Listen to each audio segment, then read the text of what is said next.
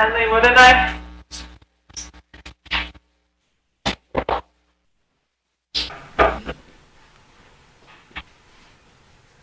Vanessa Red Hot Thompson. Here. Michael Underman. Here. Fremont Fallis. Tennille Blackfeather. Here. Dale Marshall. Here. Wayne Frederick. Eileen Shaw. Here. Martha Blue Thunder. Sherry Wright Plink. Pam Kilsenwater. Raymond Croigo. Dara Ayat. Donna Hollowhorn Bear. Dwight Spotted-Tail. Did you ask her? Yeah, she's okay. Can we try Steven Stan again or no? Because they're online, but they didn't answer. Go ahead, ask. Steve Brave. Okay. Stanley. Stanley Wood and I.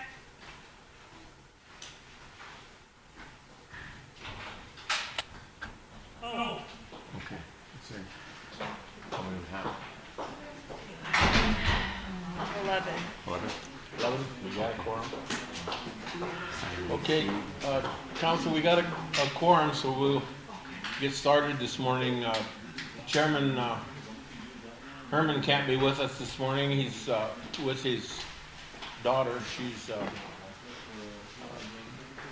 in the hospital this morning having a baby, so that's where he's at. So we'll try to fill in for him and do the best we can today. Vanessa, could you lead us in a prayer? Then we'll have the flag song. Good morning, everyone. I just want to keep us in prayer this morning on our meeting today, that everything turns out good in a positive way. And keep in prayer for everyone that is sick and mourning. And keep everybody safe throughout our reservation. Good doctor.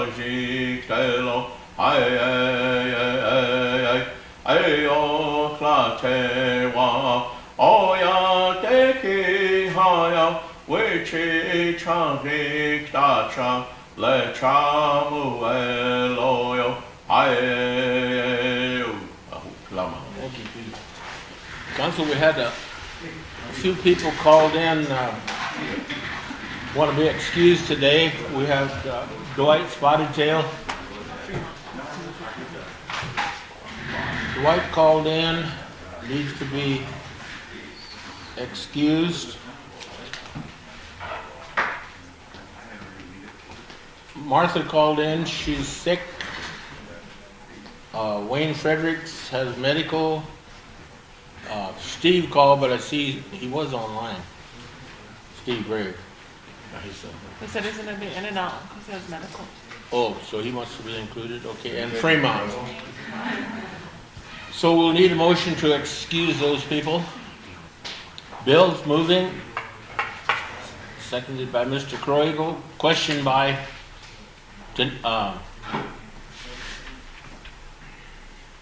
Micah. went out the window.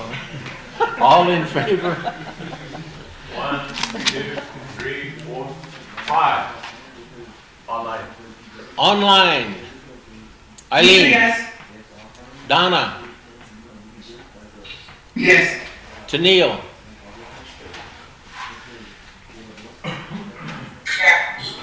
Lisa? She said yeah already. Lisa. Yes. Stan? Yeah, Sir Chairman, I'd like to be excused at noon today. Sure. Thank you. Jordan? Yes, I will also be logging off at noon for my niece's basketball game. All right. 11, Opposed? 0. Not voting? I did yes, you didn't. I missed it, sorry. Is that 12 then? 11. 11, we're still 11. Not voting? 0. Okay. Thank you, Council. We'll get right into the agenda. We had the Education Committee. We've had them scheduled. We had them here with us yesterday. I want to thank you folks for your patience, bearing with us yesterday and sitting here with us. We were had an emergency that came up, so we had to deal with that. Those things happen here on the floor from time to time, but thanks for your patience, and we'll let you on the floor now and get some business done.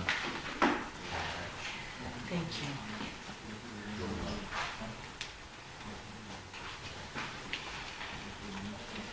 Good morning, Sharon. Yes, Lisa? Donna. Oh, Donna? Sorry. I apologize for not being there. These ladies have their paperwork, they can handle it, they're a group of educators. And I just need some help with someone reading the resolutions for the record, please. Thank you.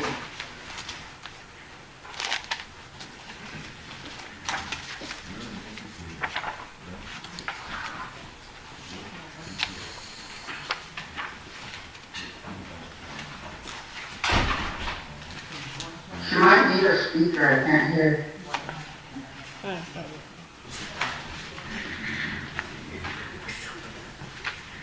These resolutions, have they been through committee? No, they don't have numbers on them. Okay, so they're gonna have to be emergency legislation? Yeah, and I'll explain why. You go ahead. And can I just briefly make a statement? Sure. Thank you for giving us the time, and I want to especially thank council members who are here today. It's our third day of campaign to get on the floor, but it's actually been months and months that we've been trying to get on the floor to get some of this stuff taken care of. I want to thank you for taking the time to, taking your time to respect our time. We get chewed out all the time about, you don't get to hang around, go to your office and get your work done until we call you. That's what we get told by our council members. We get brought down here and we get pushed off. This is my third one. I am your employee. I do the work for the children. This department does the work for our children. We do, it's not easy work. Some of you council members have been in the education department. It feels very disrespectful. And I want to be able to put that on record for the department. I've only been here a short 6 years, many of you didn't even know whole life. When I first came into this department, I was told, just be prepared because this is how the department is treated. 6 years, I watched and I listened to my colleagues get treated just by our organization and our own leadership. A lot of this stuff that we keep trying to get passed through is moving up progress on top of the tribe to the benefit of our children. There's a lot of people that do stuff for our kids and they get pats on the back and they get emails saying thank you for looking out for our kids, but not once has anybody reached out to this department. And we're in it every day. Every day. And I'm going to be an advocate for this department, and I'm going to be an advocate for our work, and I'm going to be an advocate for the schools and the children, because we are working together. And I just want to be able to say that, because this is not the first time, but it feels very disrespectful. And I understand if there's personal issues towards this department or the people in this department, but I've been taught personally and professionally, the work, it doesn't matter how I think or feel about somebody, it's about the work and how I have to do things in a good way with anybody and everybody for the work, for the children. So those of you that are here today, I've come before. I think I've only been here one time where I've seen this room on education business full. So thank you for taking the time, and thank you for letting me speak freely, and thank you for letting me be here to take care of this work. So I guess these are emergency resolutions. The first one, Yeah, Russell?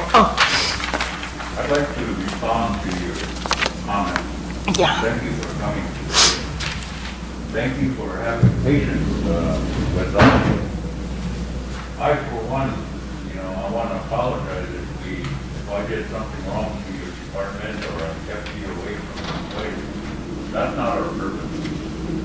We have a committee structure, and we rely on that committee structure to bring forth these resolutions. And I, for one, I'm involved in Land and Natural, and I'm the chairman of Land and Natural. And I make sure that appropriate resolutions get on the floor. That's my responsibility. And so, for us, being disrespectful as a group, that's not true. Some of us, we're involved in different arenas. Like for me, Land and Natural, budget, finance. I'm not involved in education. However, I believe in education, and I believe in our youth. And if there is going to be any kind of improvement in that realm, I support it. So I really,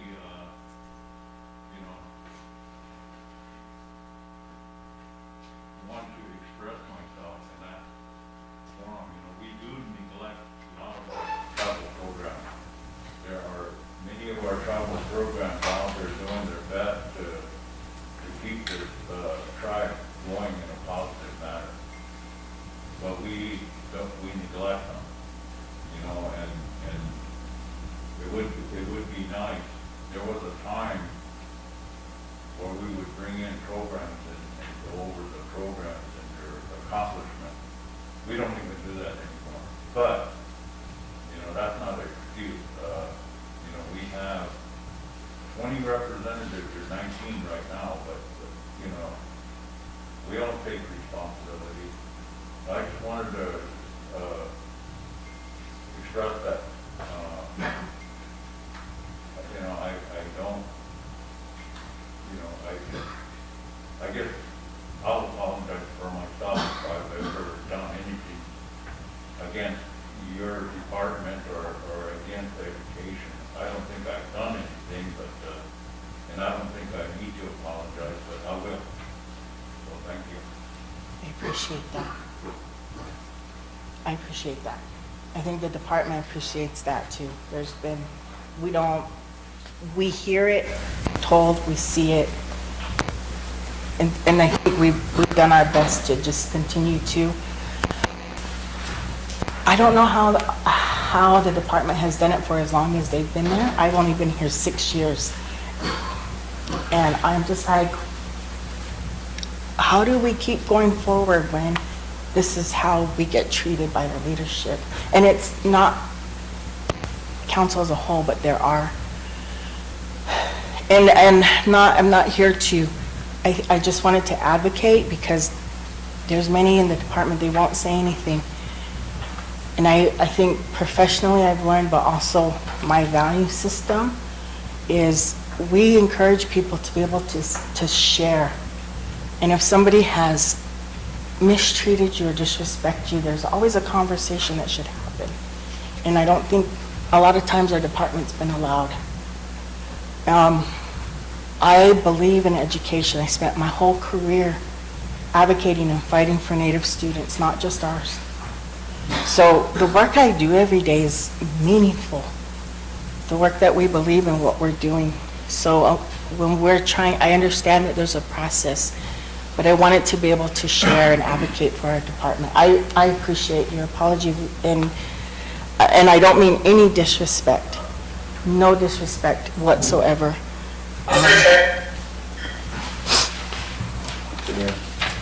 Tennille, go ahead. Thank you. I understand where you're coming from, but the floor is not a place to come and get personal. I feel like let's come together in a good way and let's get going with these resolutions. I'm sorry you feel that way, and I don't know the whole situation as to what's going on, but I feel like a lot of us are, getting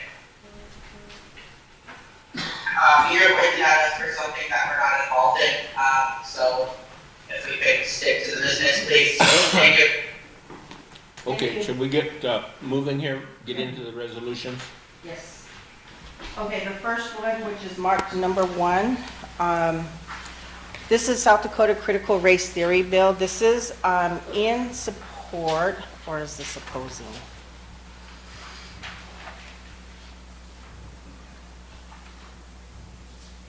Okay, so Governor Nome has a bill out for critical race theory, and we are asking for the tribe to support, one, to oppose Nome's bill, and the second one, to support critical race theory here in the tribe, in the local area, for the department and all partners and entities that work with the local area in education.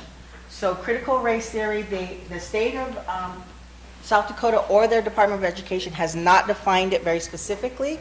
So what we are asking is that we are going to define it very broadly so that it encompasses language, it encompasses culture, it encompasses identity for our Lakota children, and that the state through the department cannot say that that curriculum cannot be taught in our schools in the local area. So we're asking for support to oppose her bill, and then asking for support, and I don't know if they need to be 2 different ones or one, but we went with 2 different ones, to support for our local area that critical race is acceptable as a curriculum in any shape or form that supports Lakota student identity, beliefs, culture, ways of being.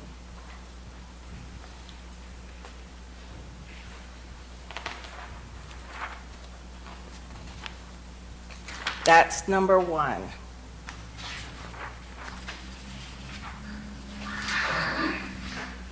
Chairman, Yes, go ahead. do Donna? I go ahead and read those into the record? I got the resolution. Yeah, we'll get a number and we'll need a motion to bring it on the floor as emergency. Okay, the second. Let's get it on the Okay. floor here and then we'll have some discussion. Okay. What's the number, Nicole?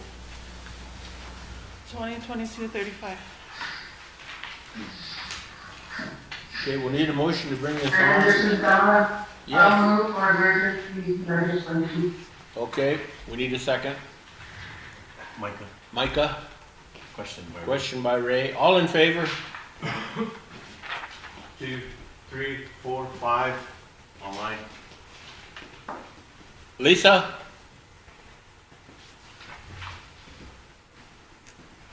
Eileen? Lisa, yes. Eileen? Yes. Donna? Yes. Tennille? Yes. Stan? 10, Jordan? Yes. Stan, Steve, is that Steve? Steve, are you with us? 12. 12. Opposed? 0. Not voting? 0. Okay, we need a motion to approve it, then we'll have discussion. You've got to read it in. Kristen Brown, I'll move. The second. Second by Micah. Micah second, Donna moved. Who's gonna read it? Okay, it's on the floor, we'll read it into the record, then we'll vote. Micah. I'll read it in. We'll start with the fifth whereas. The Rosebud Sioux tribe considers children, Wakaija, as sacred who grow best with their identities, cultures, and language are affirmed and honored. And whereas children learn best in environments where their identities, cultures, and language are affirmed and honored, in classrooms with educators prioritizing healthy relationships. And whereas children engage best in classroom content when it is relatable to their current life and past events that contributed in shaping it as such.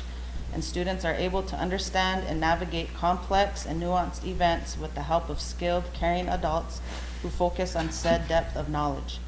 And whereas critical race theory, CRT, refers to an academic concept brought forward some 40 years ago by legal experts Derek Bell, Kimberly Crenshaw, Richard Delgado, and other scholars.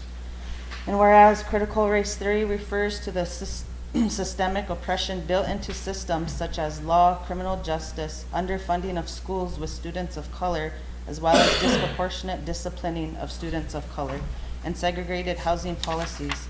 Education Week, May 18th, 2021, that continue to this day and is taught in graduate programs and law school. And whereas the governor of South Dakota and governors and legislatures across the country are introducing bills banning critical race theory from being taught in K through 12 settings, even though it is not being taught. And whereas Governor Noem of South Dakota has introduced House Bill 1012 to ban the teaching of critical race theory, grades K through university, even though critical race theory is not defined in the bill, nor has the SD Department of Education shared a definition.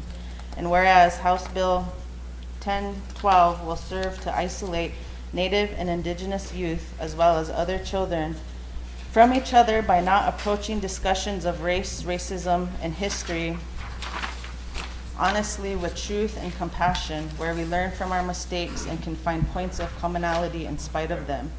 And whereas House Bill 1012 will prevent educators from teaching the full history of these lands and peoples, intimidating teachers from sharing their well-honed content, and possibly causing teachers to resign in the face of South Dakota indoctrination.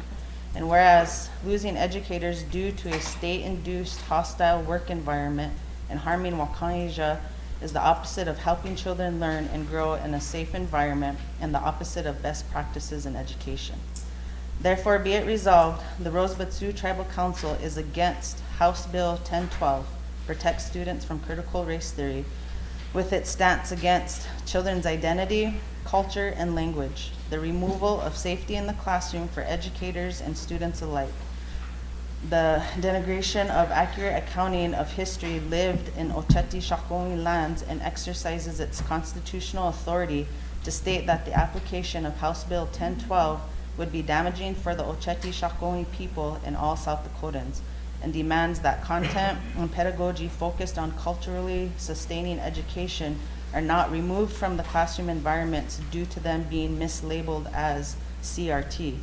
For the good of the Sicangu Lakota people, the Oceti-Sakowin, and young people and families of South Dakota.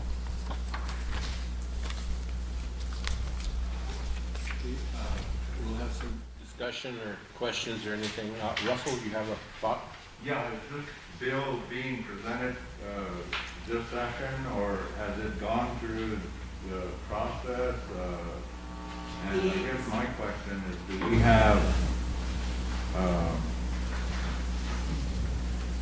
what do you call that? I lost that word. Do we have anybody in here giving us, what they call those people, lobbyists? Do we have one in here be handling this, or are we working with or I guess the question you can answer, or do we have some of our representatives, legislators, senators, and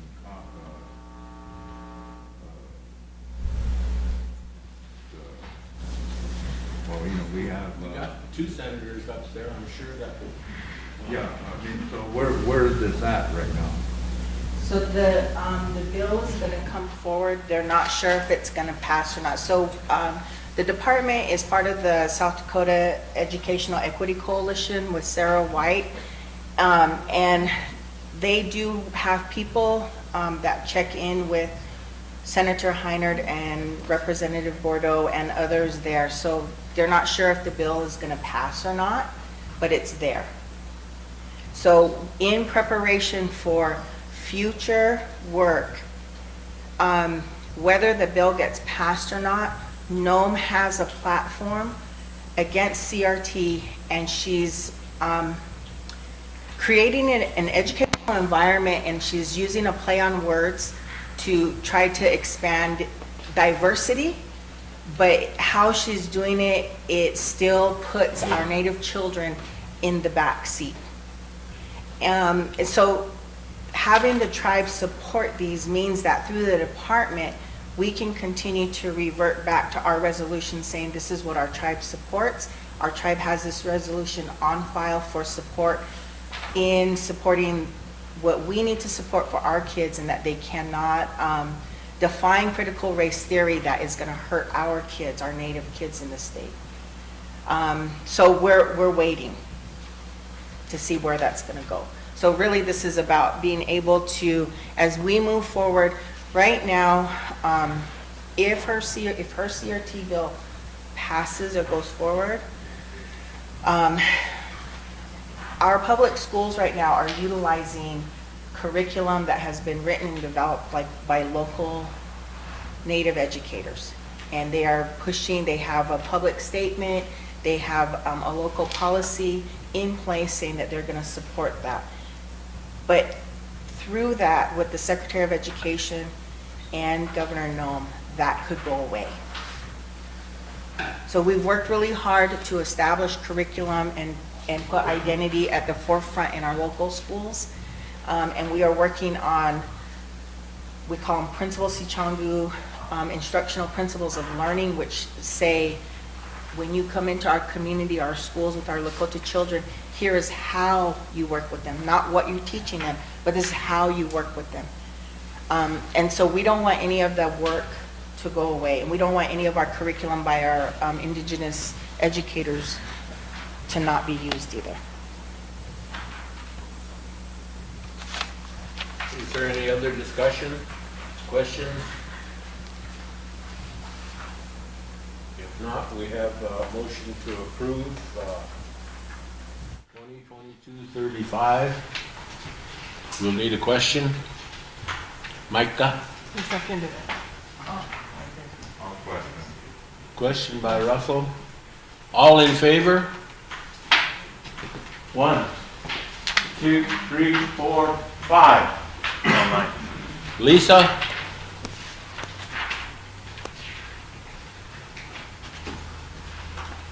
Eileen?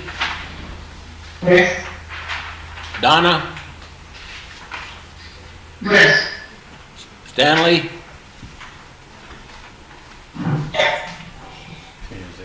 Jordan? Yes. Tennille? Tennille voted against me.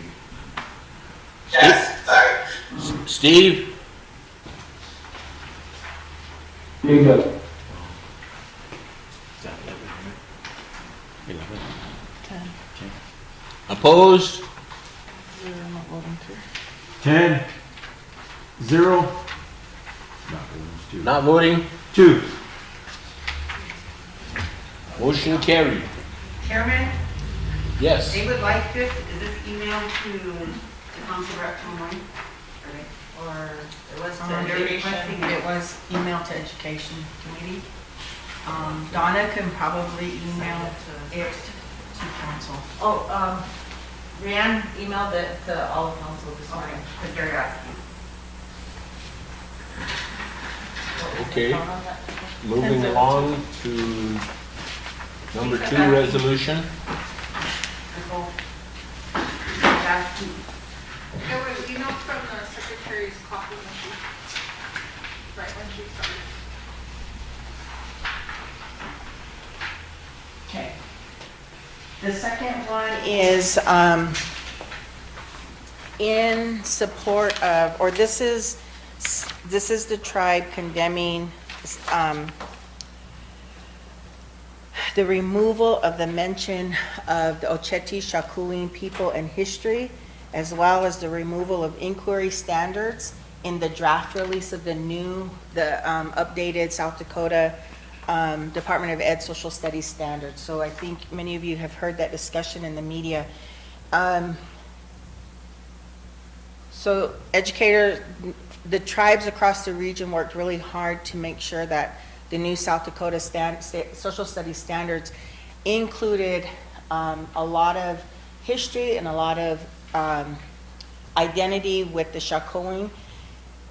When they finished drafting it and put it through the governor and the Department of Ed, redlined anything that said Shakuin, anything that had history related to the Shakuin people, and they also took out anything that asked the students to critically think or inquire. So inquiry is very valuable for our students to be able to question. So they took all of that out. So what this resolution is saying, that the tribe does not approve of that, and we need this on file so that we can continue to support the coalition and the other tribe educational departments as we push forward. Now, I have applied for the new Social Studies Commission through the state, so have many other in the local area, and along with the other 9 tribes. The governor put that on hold. So what's going to happen is they may throw out those standards. They're developing a commission, and they're going to have us rewrite the standards. But what we're not sure about is who's picking those people to be on that new commission, and if how many Native educators we're going to have represented on that. So the last draft, we had one from the local area that was a principal in one of our schools, and then we had another person from Sisseton-Wapiton that sat on that. We had 2. So we pushed to try to increase the number of Native educators on the next one for the commission, but where we think that politically we may not get selected if we're tied to the education departments or if we're a Native educator. So this gives us support to continue to fight for us to be in those spaces.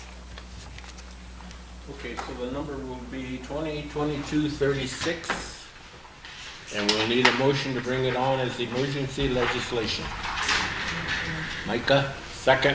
Ray, question. Bill, all in favor? 1, 2, 3, 4, 5. Online. Online, Lisa? Lisa can't hear. Okay. Eileen? Yes. Stanley? Jordan? Yes. Tennille? Steve Brave? Can you hear me okay? Yeah, we can. And Lisa. Opposed? Lisa said yes. So that's 12, opposed, 0. Chairman, what resolution is this? Number 2. No. It's number 3.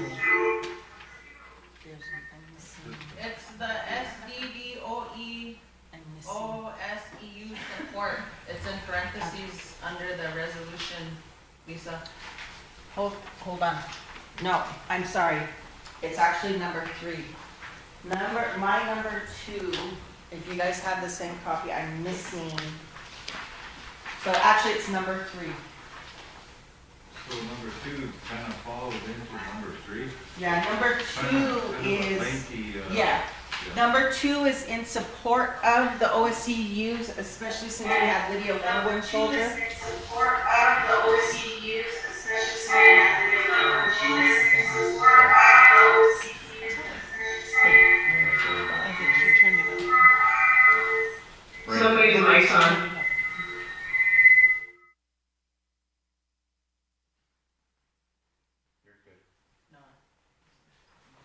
Okay. Do you want me to clarify that? Okay. You do. I apologize. I'm Okay. missing my, But does the number change then? This paper right here has the therefore be resolved, is that supposed to go to number 2? probably. Yeah, this might be Okay. out of order, so. Okay, sorry about that. So, number 2 is in support of keeping the OSUs and making them a part of the social studies standards, so that the tribe supports that. We keep pushing that. We can continue to advocate for that at the state level, and that we can continue to use them locally with anybody who has an interest in teaching our students. And then number 3 is opposing the removal of anything related to Oceti Shakowin in the standards. Okay? Sorry. Okay, so you lost me along the trail. No, he brought it up, the last, therefore be resolved on page, 3. We'll go with the support. Support. The other one is, opposing. We're voting on number 3 then. Right. Okay, what's the number? 36? 36. Number 3. Number 3 will be 20, 22, 36. And we had a motion to bring it on as the emergency. We'll need a motion to approve it, and then we'll have discussion. Micah is moving, second by We need a second. Bill. Okay, it is on the floor. Do we want to read that into the record? Someone? Micah? Alrighty. The fifth whereas the South Dakota Constitution in Article 8, Section 1 states, it shall be the duty of the legislature to establish and maintain a general and uniform system of public schools wherein tuition shall be without charge and equally open to all, and to adopt all suitable means to secure to the people the advantages and opportunities of education. And whereas Governor Nome of South Dakota publicly stated in her column, "We learned from our mistakes" in the Rapid City Journal on August 25th, 2021, one of the main reasons why we study history is to learn from both our triumphs and our mistakes. Sometimes those mistakes are painful to admit, but we study them nonetheless so that we can ensure that they are never repeated. That's why students learn about the Holocaust. That's why we study the atrocity of American slavery and the Civil War, that great leaders like President Lincoln fought to end it. It is also important that our state and our nation know about the tragic story of early Indian boarding schools. And whereas Governor Nome of South Dakota, in the same column, stated, "In meetings with the tribes, I heard stories of heartbreak, appreciated the need for closure on this part of their history, and respected how important it was to have these children appropriately identified and returned to their homelands. And whereas the language, history, and culture of the Oceti Shakowin are part of ensuring that South Dakota students learn a true and honest account of American and South Dakota history, as stated by Governor Nome, September 23rd, 2021. And whereas, as noted by Lakota Elder Lydia Werwin Soldier, essential understandings will address cultural diversity, provide many new insights and concerns of local tribal communities, and address challenges faced by educators and families of students. Education will be much better as a result of the commitment of schools, administrators, and educators for meaningful engagement to raise consciousness to appreciate and respect cultural differences that will empower Native American students. Referring to the SDDOE Oceti Shakowin Essentials Understandings and Standards document adopted March 19th, 2018 by the State Board of Education Standards.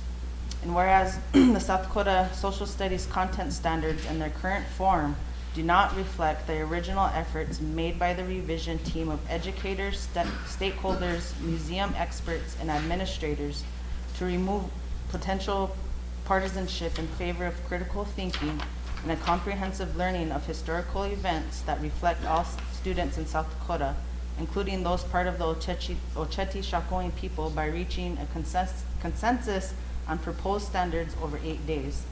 And whereas the removal of most mentions of the Oceti-Sakowin originally embedded in the South Dakota Social Studies content standards erases the voice, history, language, and culture of the indigenous Native American people who were here long before the settlers, and deprives all students across the state of a complete and comprehensive portrait of the past and present of the Dakota history and society. And whereas the State Historical Society Board of Trustees passed a resolution September 10th, 2021, stating a fuller, more inclusive history regarding the Lakota, Dakota, and Nakota, along with other regional and prehistoric Native cultures, be included as part of the South Dakota Social Studies standards. And whereas hundreds of the Oceti-Sakowin supporters and advocates turned out in Pierre on September 13th, 2021, despite the steady downpour, to stand in solidarity against the proposed social studies standards that were released by the South Dakota Department of Education, which perpetuate the active erasure of indigenous peoples on Oceti-Sakowin territory, as stated by the members of the South Dakota Education Equity Coalition, SDEEC.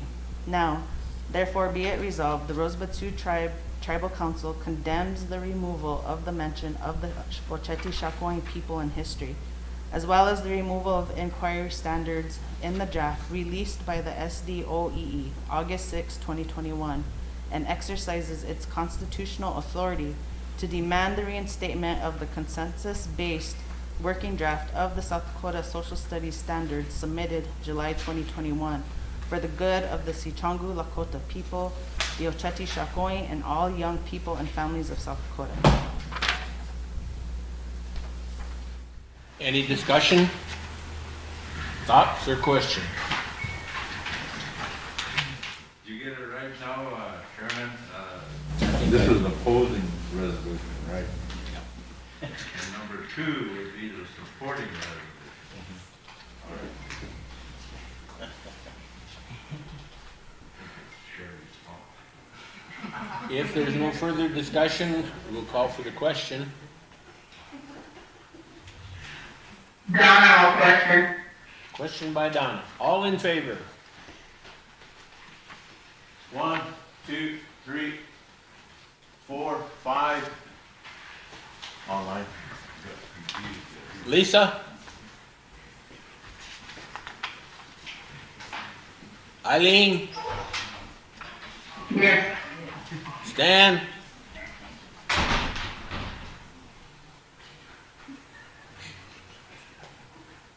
Jordan?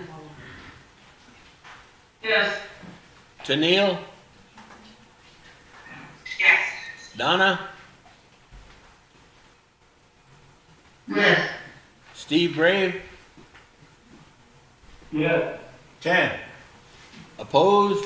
0, Not voting? 2. The motion carried.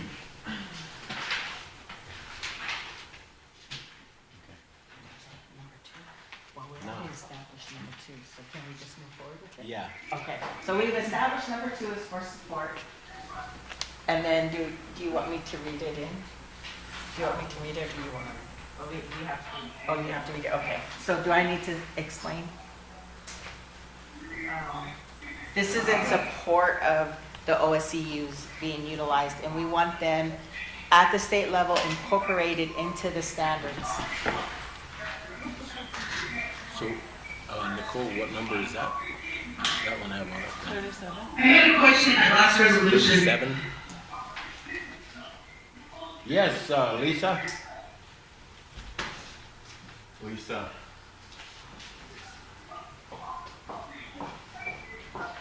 I couldn't hear it being read.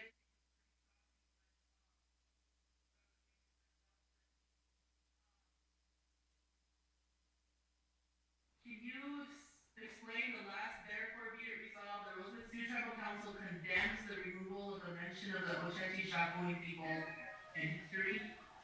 Yes, so what happened is when the Department of Education revised the social studies standards, they took all that out.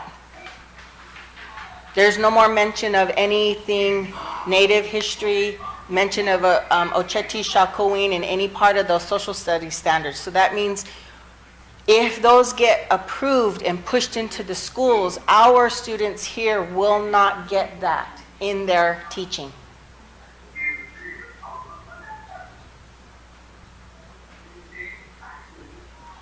So in order for us to move forward to continue to support pushing our identity, culture, language, history, be able to use Ochechi Shakopee, anything in our classrooms, especially locally, we need to be able to show support from the tribe that they do not agree with the state's move on removing that.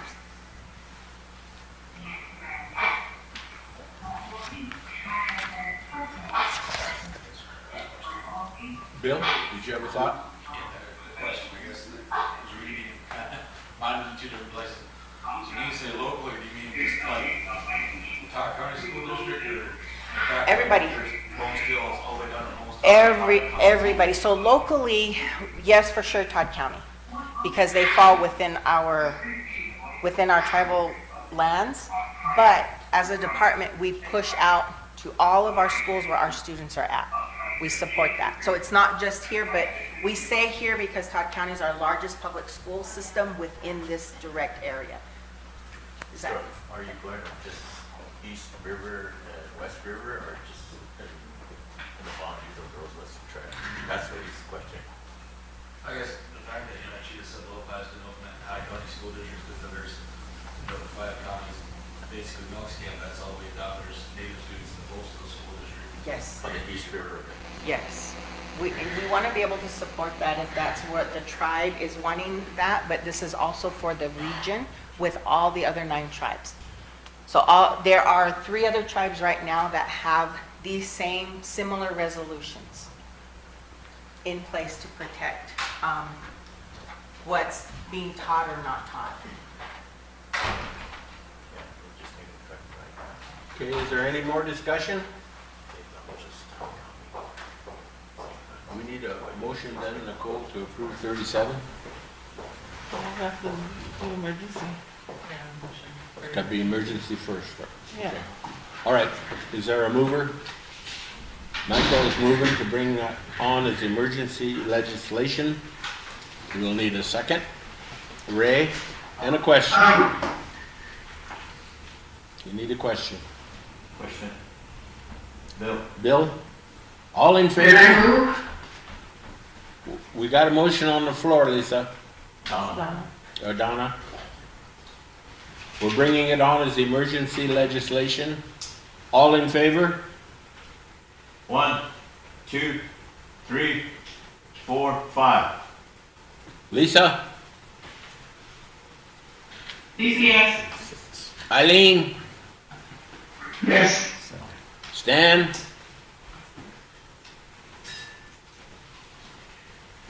Jordan? Yes. Tennille? Yes. Donna?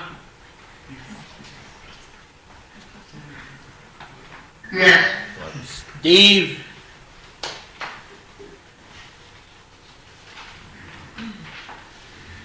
Steve, 12, Opposed? 0, Not voting? 0. Okay, we'll need a motion for its approval. Micah has moved. We need a second. Russell? Okay, is there any discussion? Any questions? We'll read it into the record. Go ahead, Michael. Great. We'll start at the 8th whereas. Whereas, as stated by Lakota Elder Lydia Warland Soldier, essential understandings will address cultural diversity, provide many new insights and concerns of local tribal communities, and address challenges faced by educators and families of students. Education will be much better as a result of the commitment of schools, administrators, and educators for meaningful engagement to raise consciousness to appreciate and respect cultural differences that will empower Native American students. Referring to the Oceti Sakowin Essential Understandings and Standards document adopted March 19th, 2018 by the State Board of Education Standards. And whereas the SDDOE Oceti Sakowin Essential Understandings include the study of lands and environment, identity and resilience, culture and language, kinship and harmony, oral tradition and story, sovereignty and treaties, way of life and development, and facilitate the development of all students in South Dakota by embracing their well-being and relationships, by being honest about historical struggles and challenges that continue to this day.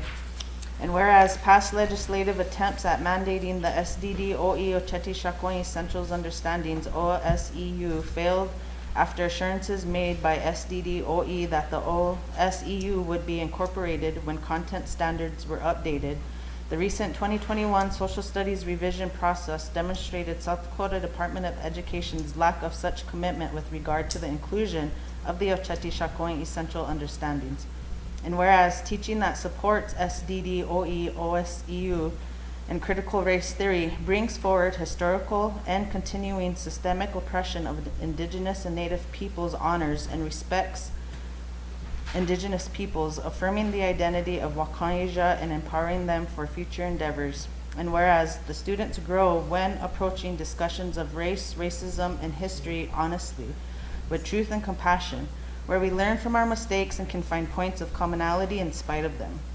And whereas SDDOE OSEU 2.2 explicitly recognizes the value of teaching, the impact of Euro-American ideals, values, rights, philosophy, and beliefs upon Oceti Sakowin people as tribal, state, and U.S. citizens, as a way to support self-determination practices and dismantle negative stereotypes, such as the existence of a single generic American Indian, that negatively impact Wakanyaja's mental and spiritual well-being. And whereas it is recognized by the RST Education Code, to which all educational institutions within the RST lands are accountable to the RST tribe's inherent sovereign authority to provide its citizens the highest quality and relevant education from early childhood to post-secondary education that must be based in Sioux Lakota language, history, culture, including traditional methods of teaching and learning. And whereas teaching culturally is different than teaching culture, whereby teaching culturally encompasses ways of teaching and learning that honor the children being taught, their identities, their ways of knowing, their ways of processing what is being taught, and incorporates methodologies such as storytelling, affirming personal and tribal sovereignty, and encouraging multiple ways of solving problems. And whereas SDDOE, OSEU 4, Kinship and Harmony, and OSEU 7, Way of Life and Development, ensure that efforts directed at teaching culturally, rather than just teaching culture, are essential and frequent part in the schooling experience of all Wakayija on the reservation. Should OSEUs be included as a relevant tool in designing learning opportunities and assessing their quality? And whereas SDDOE, OSEU documents are designed with both Native and non-Native educational institutions in mind, making them accessible foundations for teaching practices of all educators across the Oceti Sakowin lands and those of the Rosebud Reservation, with the support of their school districts and schools in the shape of professional development, collaboration, time, or other logistical support. And therefore, be it resolved, the Rosebud Sioux Tribe Tribal Council is in full support of the meaningful application of the SDDOE Oceti Sakowin Essentials Understandings, OSEU, in all educational institutions across the Rosebud Reservation, the RST tribal lands, and all Oceti Sakowin lands. Following CRT principles that address past history, as well as current events and oppressive learning structures that are damaging to the holistic well-being of the Wakayija in order to support their academic, social, emotional, and spiritual development, as well as the well-being of all present and future members of the Rosebud Sioux Tribe for the good of the Sioux Lakota people, the Oceti Sakowin, and all young people and families of South Dakota.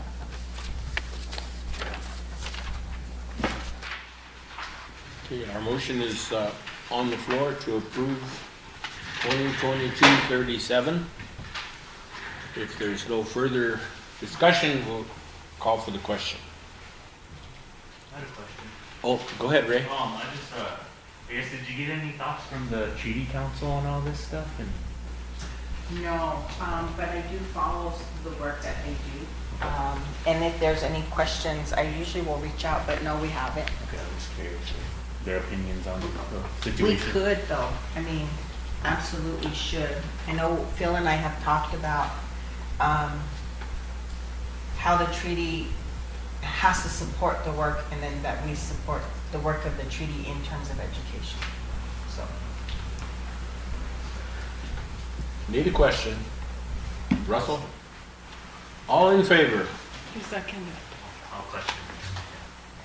Ray. Second, yeah, I'll question. Oh, Ray, okay. All in favor? 1, 2, 3, 4, 5. Online. Lisa? Lisa, yes. Eileen? Yes. Stan? Oh, Jordan? Yes. Tennille? Yes. Donna? Yes. Steve? Yeah. 12. Opposed? 0. Not voting? 0. Motion carried.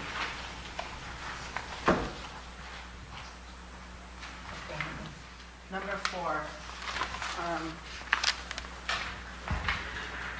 So this is in partnership Nicole? with South Dakota Education Equity Coalition. There's a number of things that we're working on with them. So one of the things is the removal of the Office of Indian Education. Governor Noem's first piece of executive order when the minute she stepped into office was she removed the Office of Indian Education out of the Department of Education and moved them into the Tribal Relations Office. Since then, we really haven't had full support at that state level with Director Osborne, who is in the Office of Indian Education, or with Secretary Flute as a region. So neither one of them went to the hearing for the social studies standards or for the OSCUs, which left us not represented in the region on those, and those are their primary purviews for education. So as the TEDs in the region, we are asking that the Office of Indian Education be placed back with the Department of Education, not under, but as part, so that the alignment and conversation, communication, initiatives, that Indian education for all of the tribes has equal footing in getting work done, in the initiatives that we need to support locally for our kids.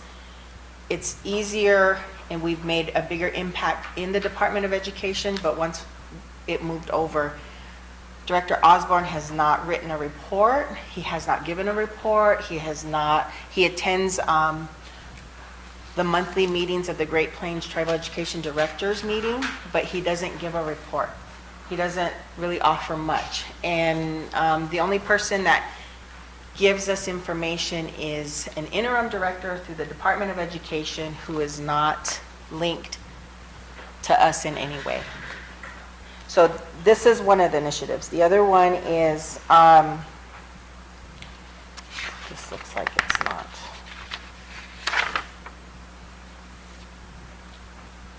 So under this, there's a number of them. It's making the Oceti Shakuin Essential Understandings explicitly inclusive, move the Office of Indian Education back to the Department of Education. That got moved to the 41st day on Wednesday, but we still need support so we can continue to push this forward. Honor the South Dakota law and Every Student Succeeds Act obligation with regard to tribal consultation for the full inclusion of tribal chairmen and tribal education departments in state decision-making impacting education for our children, create opportunities for school choice specific to Indigenous education. And that last one There's another bill that was moved, that did get passed, which is to support funding of the Oceti-Shakowin schools. And I apologize, I can't say it in the name, but the school that Sage is overseeing, that is one of the schools that would be included in that bill. So it did pass and it's moving on to the next phase. So we do have a resolution here to support that so that he can get funding in other places. So that's what this one is about. It bundles a few things. Can we have a mover to bring it on as emergency legislation? That'll be 2022-38. Micah has moved, second. Ray, question by Bill. Bill, all in favor? 1, 2, 3, 4, 5. Lisa?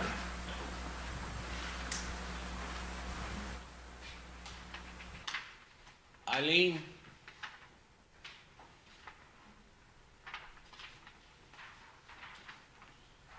Stan? Oh, Jordan? Yes. Donna? Yes. Tennille? Yes. Steve? no. 10, Opposed? 0, Not voting? 2. Okay, a motion for its approval. Micah, second. Bill? Okay. Micah, you're doing such a fine job of reading, we don't want to give you up. We'll start at the fifth whereas.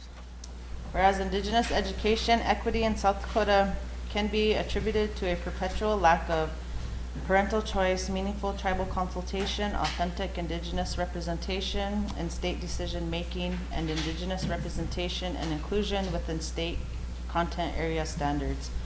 And whereas past legislative attempts at mandating the SDD-OE Oceti-Shakowin Essentials Understandings OSEU failed after assurances made by SDD-OE that the OSEU would be incorporated when content standards were updated.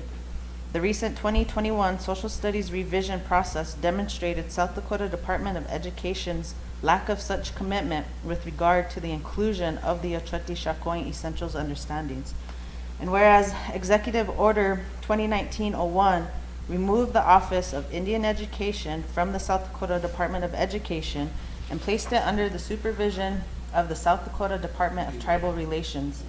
This movement excluded Indigenous education leaders from state decision-making and further disenfranchised the elevation and advocacy for our Indigenous students' most urgent needs.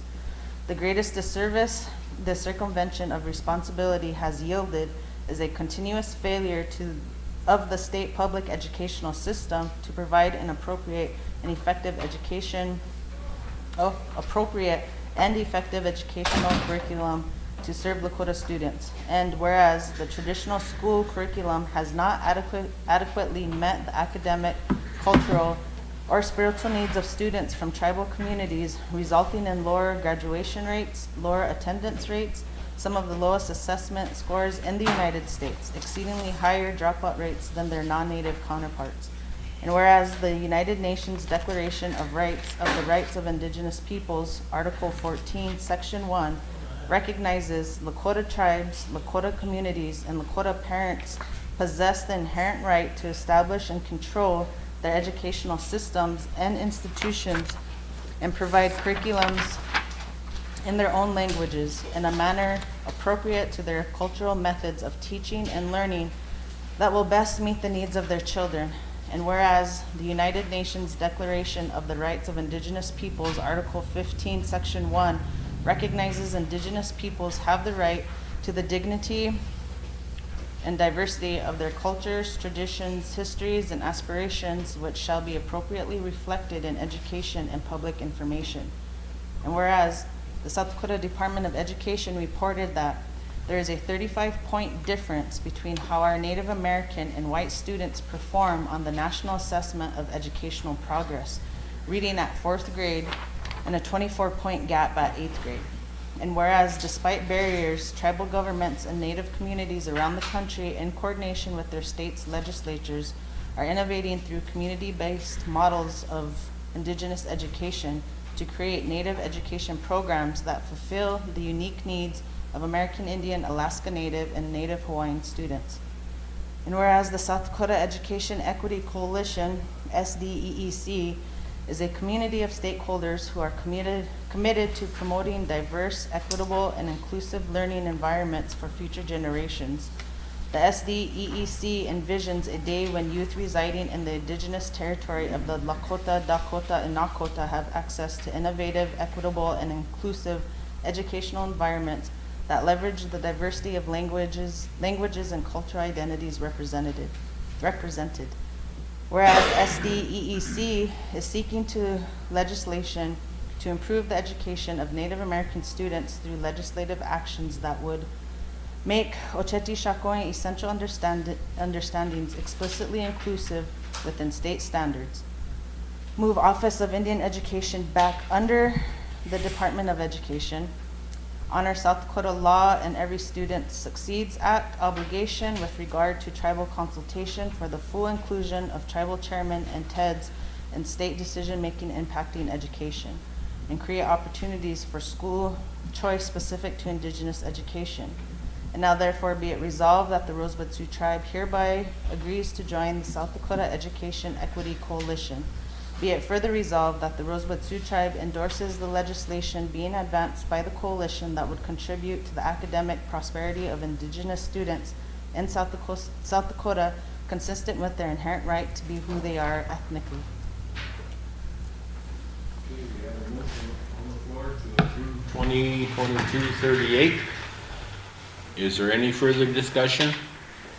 I just have clarification. So when you were talking about this beforehand, you said that the Indian Education Department wouldn't be under the Department of Education? No, it's not gonna be under, it'll be, so what they tried to do is give us a space in there. But, So should that be, the Office of Indian Education is with the Department of Education is normally have, so I don't think it's like under, but it's shares space with them. So rather than him reporting to Secretary Flute, then he would be working with the Secretary of Education. so do you think that one should be reworded, that second bullet point? I mean, just more people, how they Back interpret? to the Department of Education? Yeah. Instead of under, yeah. Can we make that amendment as amended? Yeah. Okay, we have a motion on the floor with an amendment. I have a question. Yes, On that Ray? whereas, with the 35-point difference between how our Native Americans and white students perform, is that non-Native in general, or is it just That is how the department reports it. reported? Okay. Yes, so as the department starts to move towards data sovereignty, that means taking their data and pulling out our kids and creating our own data. So right now, that is how our children get reported without our input. That makes sense. So, and these are the things that get reported, but this is why we want to have these resolutions in place so we can further promote tribal sovereignty and education, and we can then partner better with these different entities and pull our students' independent data and then create our own information. So, and these are their data points that they use to make decisions. That's why we're including them. But we need them to be supported so we can move beyond this. We're done discussing. I'll call for the question. Donald, question. All in favor? 1, 2, 3, 4, 5, 6. Lisa? Eileen? Yes. Stan,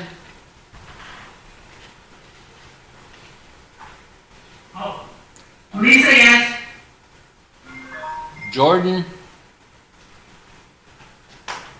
Jordan, yes. Donna, Yes.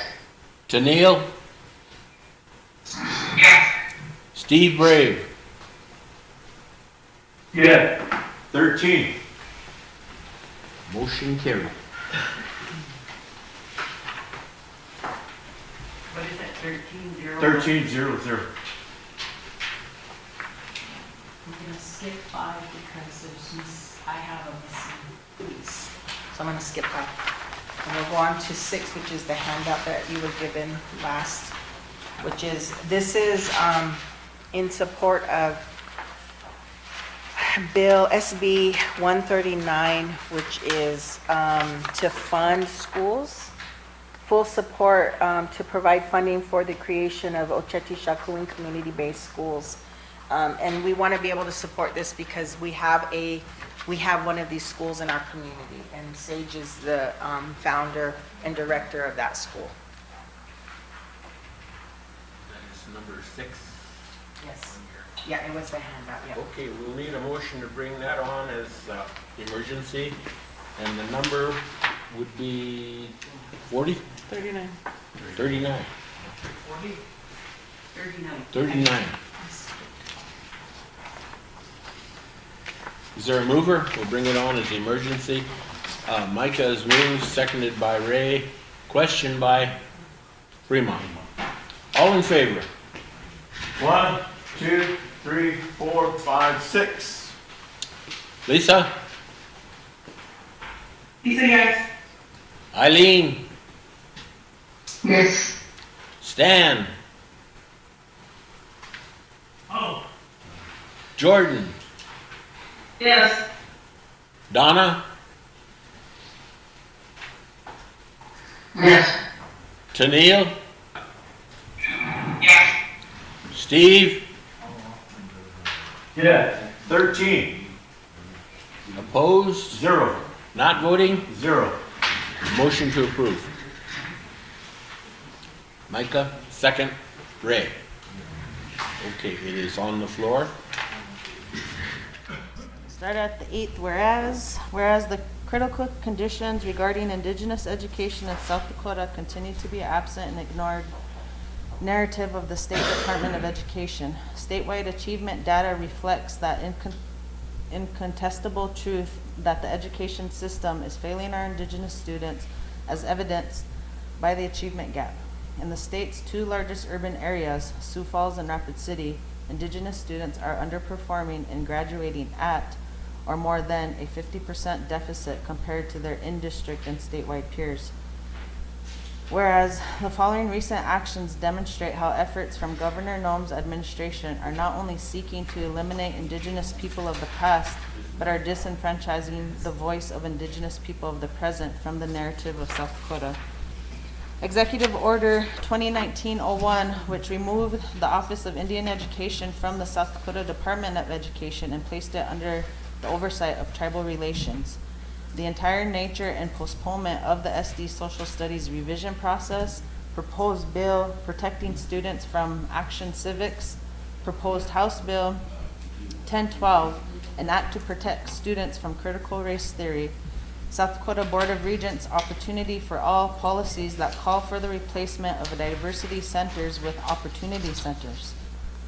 Whereas teaching that brings forward historical and continuing systemic oppression of the Indigenous and Native peoples honors and respects Indigenous peoples, affirming the identity of Wakayija and empowering them for future endeavors. And whereas it is recognized by the RST Education Code, to which all educational institutions within the RST lands are accountable to the tribe's inherent sovereign authority to provide its citizens the highest quality and relevant education from early childhood to post-secondary education that must be based in Lakota language, history, culture, including traditional methods of teaching and learning.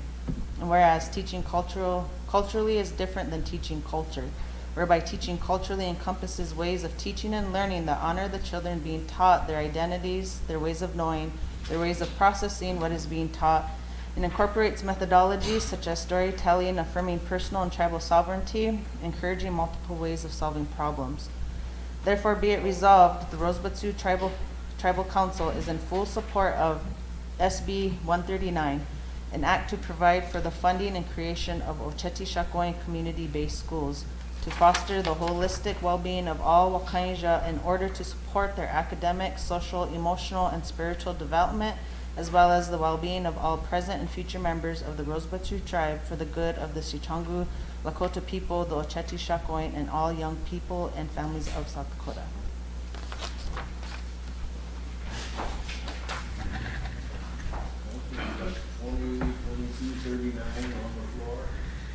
Read into the record. Is there any further discussion? We'll call for the question.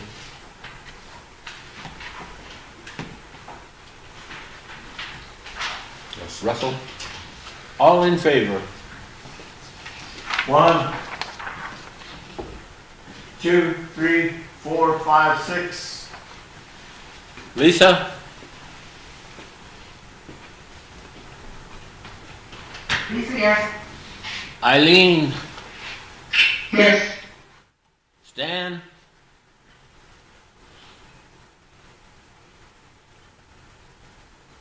Jordan? Yes. Donna? Yes. Tennille? Yes. Steve? Yeah. 12. Opposed? 0. Not voting? 1. Motion carries. Chairman? Yes, I have Russell? a comment to make. You know, we have a structure here, and it's a committee structure. And normally we take the program, bring the resolutions to the committee. The committee, and I don't know if the secretary's office is doing that again, but in the normal process, we've been told here that this has been going on for 4 months, and to get on the floor. And to me, you know, the committee should be able to forward it to tribal council in a timely manner. Secretaries record it and they give it numbers. That eliminates the double grant. And so that's the process. There are some situations like, and I'm going to use Land and Natural for example. We had a scheduled meeting for a Monday, but that was during the death of one of our colleagues, so we didn't have meeting that day. And then in 2 weeks' time, Land and Natural couldn't meet because that day fell on a holiday. So by the time the programs came in for their resolutions, a month has passed. And so we have to, you know, they need their resolutions passed, so we have to do emergency legislation. We have situations like that now. We do. But I'm hearing now that the education only meets once a month. Maybe they need to, and their meetings are scheduled on Wednesday, which sometimes this body meets on Wednesday. So, you know, maybe they need to look at their scheduling. Maybe they need to go back to 2 weeks so that we're not caught in a situation. Earlier, when she gave her presentation about, you know, not waiting to get on this agenda for 4 months, and that kind of put me like in a position like I'm the cause of it. But now I'm finding out that, you know, we have to follow our committee structure. Years ago, I said the council, they want to hear everything, so eliminate all the committee structures and just deal with every program, every meeting, you know. maybe there's something that we need to do to revamp our system too. And, you know, that's just food for thought. You know, it's like, you know, too many times, you know, we give the impression that when programs come here, it's almost in a negative way. And we are legislators. You know, we should be, you know, like 15, for example, you know, you want to change some laws, but it takes 15 of our council members to vote for it. And, you know, when we have these meetings, maybe we need to change our meeting structure, because we made 2 days to deal with these resolutions. And in between, we insert things. You know, yesterday some issues came up, you know, that needed our attention. But we should be able to set those 2 days aside to do the legislation on what we're supposed to be doing originally under the Constitution. Yet, you know, and then the next day, like we're meeting today on a Friday. Maybe that day should be set aside for honorings and special issues that come up before the council. Maybe set up a system like that, because we do owe it to our programs to act in a timely manner to be able to do our legislation. You know, that's why we're here. We're legislators. You know, we're not program directors or lawyers or doctors like we act like sometimes. But you know, we need to set aside a good timeline so that we're not caught in this situation. I really think honoring should be on another day, not on the council meeting days. I really think it should be another separate day. Like Russell said, it could be on a Friday following the council meeting. Right. I think that would work. And I think because when we had that kind of first unofficial meeting, when we all got seated, that was a statement made by Scott, was that he was going to reserve a day at the end of the month to have these honorings, but we have yet to do that. And I mean, we talk about policing ourselves and stuff, but when we try to do that in a good way, people get defensive, people get offended, and it's like we're calling them out, but we're not. So I mean, but I agree with Russell. I mean, the structure of the committees, getting committee meeting minutes in to the secretary's office on the designated day so these resolutions can be heard the following month. That process is in place and we should be following it. There's a lot of things in place that we need to follow, and it would make our duties work smoothly. Make your job a lot easier. But because we disagree with them or we don't want to follow them for whatever reasons, it creates chaos that we have to deal with. But they're there for a reason, whether we like it or not. Why don't we got departments that don't even like to come to the council? And that shouldn't be, you know. Well, you guys are all scary, that's why. I don't like that, and I try to do whatever I can to, you know, not do that, and welcome you here, and this is your tribal council, your government. That's supposed to be functioning here, so I hope some of the feelings we had earlier go away and we can move forward in a good way. We really need to do that. Russell? So, Chairman, I would like to make a motion at this time to, any time that we have 15 or more in for our meeting, that we deal with anything that has to do with legislation to amend ordinances. That way, we're right on top of it. And the Secretary's office should have a listing of programs that need to pass these ordinance laws, especially the court system, or, you know, we need to be on top of things, and I think, You're thinking, your motion would be just to kind of deviate when we know we have 15 exactly, people? and deal with ordinances that need 15 signatures, or 15 for approval. Well, let's try that. Is there a second to that motion? Ray? Question? Micah?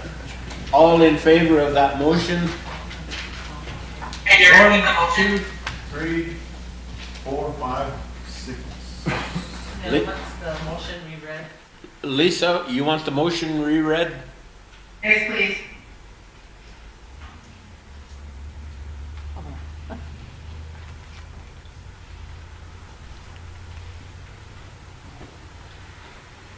I just start out with any time?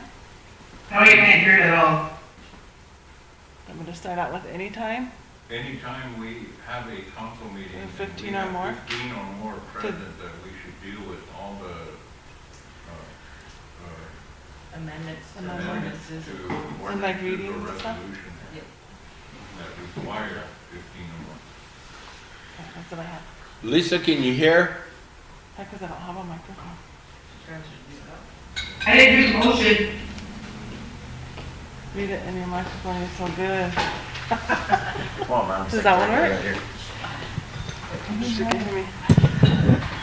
Anytime we have 15 or more for the meetings, we need to deal with anything for amendments, ordinances, and readings to deviate from the agenda.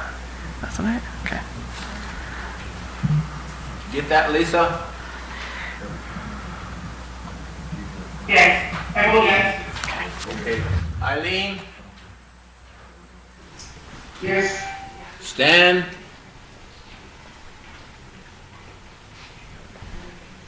Oh. Jordan? Yes. Donna? Yes. Tennille? Yes. Steve Brave? Yes. 13. Opposed? 0. Not voting? 0. The motion carried. Okay, is there any more business with education? Yes. Mr. Chairman, I just want to make a comment. Sure. Because of, so yesterday, when we were here, oh, I'm just, okay. First of all, Sherry Lackley, Macha, Thank you, council and administration. We know that we won't be able to present the Truancy Law and Order Code because I don't know if 15 reps have to be here or 16. So I was told yesterday 16, but I just wanted to thank you. And I also want to just give you just 5 minutes of information of this code that we're trying to, it's an amendment. So right now I'm going to just have our Truancy team introduce themselves and give you just a minute of information. And the other thing is, this is an amendment to a law already. So can we come back through governmental affairs? That's a question I have. But go ahead, Tiara. Good morning, everybody. My name is Tiara Axtell. Sherry's coaching me.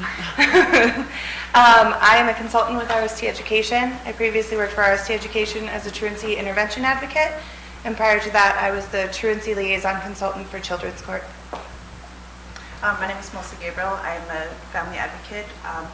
I've been a family advocate for the last, I guess, over 5 years in the capacities of maternal health, early education, and now, or early Head Start, and now RST Education. So I want you just to tell them what this law is, the amendment to it. Okay, so it's kind of an amendment to the current failure to send your child to school law, which is statute 583 in the RST Law and Order Code. The amendment is kind of just us adding a clear-cut process and then defining roles throughout the systems, through the school system, tribal ed, and the court system, so that we don't have children falling through our cracks and getting stuck in a penalization system without intervention beforehand. And I guess, well, we we rely on our PowerPoint and our presentation so much that I think we feel lost without it. But before we go, I just want to kind of share with you guys that there are only 5 tribes that have a similar law in Indian country. And so in the Great Plains, Rosebud Sioux tribe would be the first to have this law. So it's pretty historic, the systematic changes that we are making. So, it's really important for us, and I think that we're kind of, in the realm of our work, this is urgent.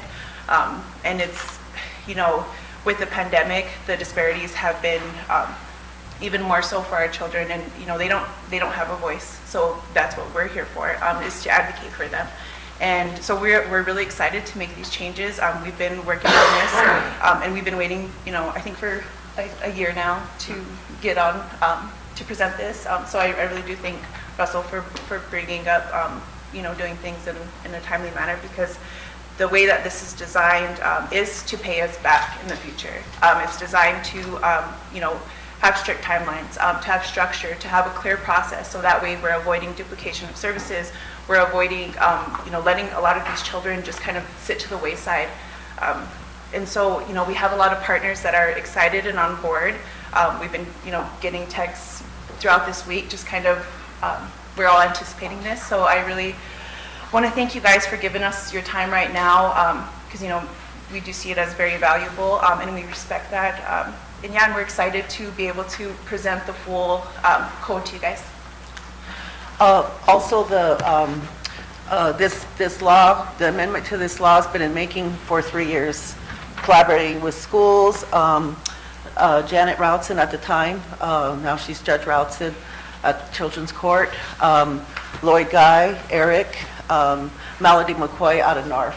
So there's been some extensive work to it. So we just wanted to give you guys this information, and we really wanted to present it so that way you can see it visually, because the girls have really done a great job, and thank you. Russell? I have a question for them. So can you, in layman's terms, what the amendments are to the court? I mean, it's not, I'm assuming it's not a lengthy document, but what is the proposed changes? So we have 3 main proposed code changes. The first one being the current failure to send law we've found to be sort of ineffective. So we've bumped that from a Class C crime up to a Class B crime. And then we've added some different verbiage in there as far as days that a student can miss before their parent can be considered for a failure to send. And then taken out like the without good cause neglect to send their child to school piece of it, and just say, if you're neglecting your child's educational needs, then you're going to be charged with a failure to send. So that got a class bump. And then we've added in a failure to attend, which is for students ages 12 and up, to put some of that accountability back on our students. And that's a status offense, not a criminal offense. So we're not trying to penalize our younger students. And then we've also added wakanjo not allowed in public during school hours, which is just something that gives our RST law enforcement officers the power to pick up students, not arrest, but just pick them up if they see them walking around town and take them back to their school. And if they're not enrolled? And if the officer were to find out that the student wasn't enrolled when they picked them up, they would take that student home and immediately cite that parent for a failure to send. Yeah. So we've kind of changed the definition of failure to send, added in a failure to attend for our older students, and then added that pickup. And then there's a more defined process as to like what the school's responsibility is when they have a truant student. We've added in like a truancy board for us here at Tribal Ed to bring in outside tribal resources to meet our families' needs, because a lot of times we know that truancy isn't just kids not going to school. It stems from things that are happening in the home or things that are happening with their mental health. So we've brought in a board of resources for that at Tribal Ed. And then clear, strict timelines for the court system. We've also added that RST Education be the only entity to recommend a truancy petition to Children's Court, just so that they're not flooded with duplications of recommendation. but it would be the truancy board.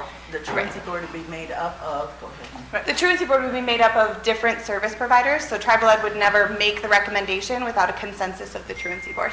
Yep, and with the three main, or with the big changes that that we're trying to implement, you know, we've tried to look at all scenarios, you know, whether it's, you know, a grandmother who needs support and, you know, the child is just not listening, or if it's a child that has no support whatsoever. And I think one thing too is that as long as they're 12 years old or older, then they can advocate for themselves if, you know, their parents are their biggest barrier. And so the way that it's designed is, you know, it's like this three-dimensional approach grounded in intervention. So each dimension basically is going to have to exhaust their resources and kind of, you know, go through like this checklist of things before it's kind of pushed on to us, because we're trying to avoid getting this long list of children and we look and then they've been, you know, truant for over, you know, 30 days and we've missed our opportunity. And so we've done, you know, some educational things like with our Facebook, and we've been in the schools constantly. So, you know, our schools are they have a grasp of this. We've been working on that. And one thing that we've been able to accomplish as well is to collaborate with our schools to change their handbooks to mirror this law. So those changes are already made. So we're basically kind of already processing, like this is, you know, it's passed. We can't do anything as far as like the court part, but, you know, on the putting this out to the community is something we've been working on, and we don't want it to be something intimidating. When we look at those 3 to 6 days of unexcused absences, that's not something that we want, you know, our families to be scared of. You know, the only reason why that's in place is so that we all are, you know, holding each other accountable, and that 3 to 6 days is the best way that we feel that we can really identify those kids. And, you know, in our schools, we all have an understanding that, you know, if a child has 4 unexcused absences, they're doing everything that they're supposed to do, they have good grades. This is not something that's going to be pushed on those families. We're really, you know, focusing on our high-risk students because, you know, with the pandemic, we have kids that haven't been in school for over 2 years now. And they're, you know, and what do we have? What muscle do we have to go and to really help these students? And so, you know, we do see it as urgency. And the 3 to 6 days are goal. Yeah, and so, but, and with that too, on each part, because no matter what, our main priority will always be to advocate for our families. And so by that, it's, you know, that checklist when it's coming from the school, it's like, did you guys do everything that you were supposed to do to help this family? You know, and so that is just us, you know, raising the standards for our children. And then when it comes to us at the truancy board, you know, it's centralizing those services so that way when they come to us, we're not throwing out referrals and sitting here and hoping that they, you know, that they get a hold of this family. No, it's centralizing that so that way we all meet as a collective group and we're able to come together and service those families. Yeah. So I don't know. I have a question. Yes, go ahead. So, like these children and families, you know, some of these children don't want to go to school because of bullying. And how do you guys work with that when they don't want to go to school? That's the reason why some stay home and some don't open up. Some of the students don't open up. Mm-hmm. How would you get help for them to go to school? So that's one of the resources that we've kind of talked about within the truancy board.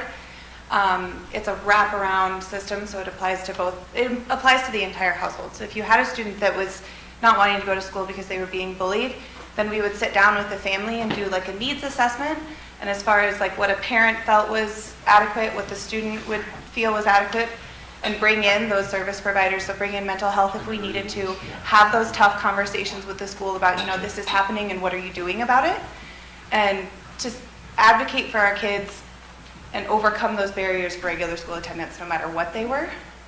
And really, I mean, realistically, this is going to take years to really get down to have our families trust the education system. We know that, you know, how was the education system introduced to our tribe? You know, it was used as a tool to assimilate and to dismantle our social systems. So it's going to take time to, you know, to build that back and to build that trust. So yeah, I mean, the first year when we're going to be implementing these things, we are going to have children that are not going to open up of why they don't want to go to school. But we also have, the responsibility to explore alternatives. So whether we put them in, Todd County Achievement, if, it's better to work in a, secluded area, whether it's virtual, some of our kids do well with virtual and then some don't. But, that's our responsibility to, at each, with each entity is going to explore what they can do, what alternative options they have within their means to help that child. It's all built on intervention first prior to petitioning for, right. Yeah. Yep. And our main goal is to, we all know, you guys know more than anything that we seem to function from this this mindset of crises, and we just scratch at the surface and we don't look at the root of that of our problems. And really, it begins with our children, and it begins with these systemic changes that need to be made. And so, we are excited, we're optimistic, and then we have days where we just feel kind of defeated, but we see the big vision, and, I think we all agree that, our vision needs to be at least as big as the problems that we face. So we just see this growing. We see these numbers with, helping program growth. We see these numbers helping our court grow.